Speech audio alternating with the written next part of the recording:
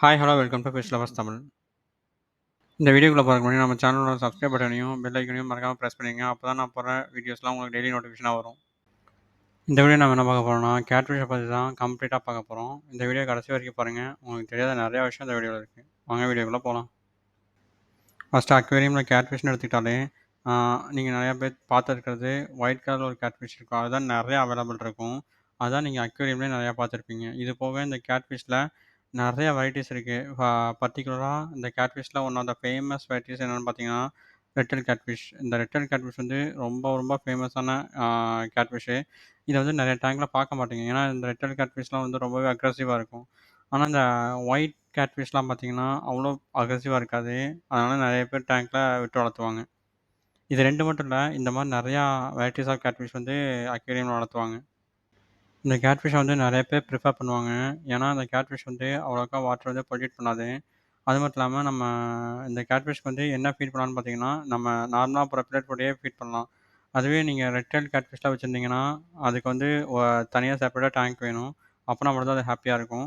அந்த red tail கேட்ஃபிஷ்க்கு வந்து நீங்க என்ன ஃபீட் பண்ணலான்னு பார்த்தீங்கன்னா, நீங்க நல்லா லைவ் ஃபீட் ஃபீட் பண்ணா அது நல்லாவே ஸ்பீடா க்ரோ ஆகும். அதாவது இந்த கேட்ஃபிஷ்லாம் வந்து பார்த்தீங்கன்னா, நல்லா பெருசா க்ரோ ஆகக்கூடிய ஒரு டைப்பு. அதனால நீங்க வந்து லைவ் ஃபீட் பண்ணீங்கன்னா, அந்த கேட்ஃபிஷ் எல்லாமே வந்து ரொம்ப நல்லாவே ஸ்பீடா அதோட குரோத் வந்து நீங்க பார்க்க முடியும். உங்களால லைவ் ஃபீட் பண்ண முடியல அப்புட்னா, நீங்க தாராளமா பெல்லட் ஃபீட் பண்ணலாம். அதில எந்த ஒரு தப்புமே கிடையாது. நான் ஏற்கனவே சொன்ன மாரி இந்த கேட்ஃபிஷ்லாம் வந்து ரொம்பவே ஸ்பீடா நம்ம பெருசா வளரக்கூடிய ஃபிஷஸ். அதனால இந்த கேட்ஃபிஷஸ்க்கு வந்து பெரிய டேங்க் செட்டப் வந்து தேவைப்படும். அப்படி நீங்க பெரிய டேங்க் செட்டப் குடுக்குறீங்கன்னா, இந்த கேட்ஃபிஷ வந்து செலக்ட் பண்ணாதீங்க. ஏன்னா, அந்த கேட்ஃபிஷ் வந்து ரொம்ப பெருசா வளர்றனால இதுக்கு டேங்க் சைஸ் பெருசா இருந்தா தான் இது ஹேப்பியா நல்லா ஸ்விம் பண்ணிட்டு ஜாலியா இருக்கும். அப்புறம் one of the main advantages இந்த கேட்ஃபிஷ்ல வந்து நான் பார்த்தது என்னன்னு பார்த்தீங்கன்னா, இப்போ ரெட்டல் கேட்ஃபிஷ்லாம் வச்சிருக்கீங்க அப்புட்னா, இத தாராளமா நீங்க இன்னொரு அக்ரெசிவ் ஃபிஷ் கூட விட்டு வளர்த்தலாம். ஏன்னா, இப்போ வந்து ஃப்ளோரோனோட வாய்க்குள்ளலாம் இந்த கேட்ஃபிஷ் வந்து போகாது.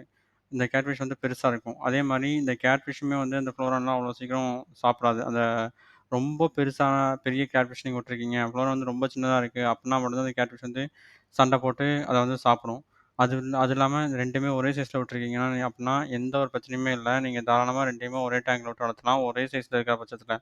அதுவே நீங்க இன்னொரு ஃபிஷ் வந்து ரொம்ப சின்னதா இருக்குன்னா, கண்டிப்பா அந்த கேட்ஃபிஷ் வந்து அந்த ஃபிஷ்ஷ சாப்பிட தான் ட்ரை பண்ணும். இதான் ஒரு பெரிய அட்வான்டேஜ் நீங்க கேட்ஃபிஷ் வளர்த்ததுல. நீங்க 2, 3 அக்ரெசிவ் ஃபிஷஸ் வந்து ஒரே சைஸ்ல, ஒரே டேங்க்ல விட்டு தாராளமா வளர்த்தலாம்.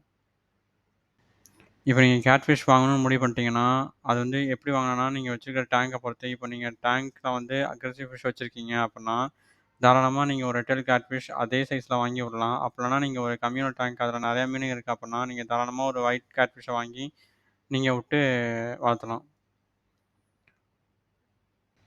அவ்வளோதான் இந்த வீடியோ முடிஞ்சுச்சு. இந்த வீடியோல ஏதாவது டவுட் இருந்துச்சா கீழ கமெண்ட் பண்ணுங்க. இதே மாரி ஏதாவது வீடியோ வேணும்னா கீழ கண்டிப்பா கமெண்ட் பண்ணுங்க. நான் அதுலருந்து ஒரு வீடியோ போடுறேன். அப்புறம் இந்த வீடியோ பிடிச்சிருந்துச்சுன்னா, லைக் பண்ணுங்க, ஷேர் பண்ணுங்க. மறக்காம சப்ஸ்கிரைப் பண்ணிருங்க.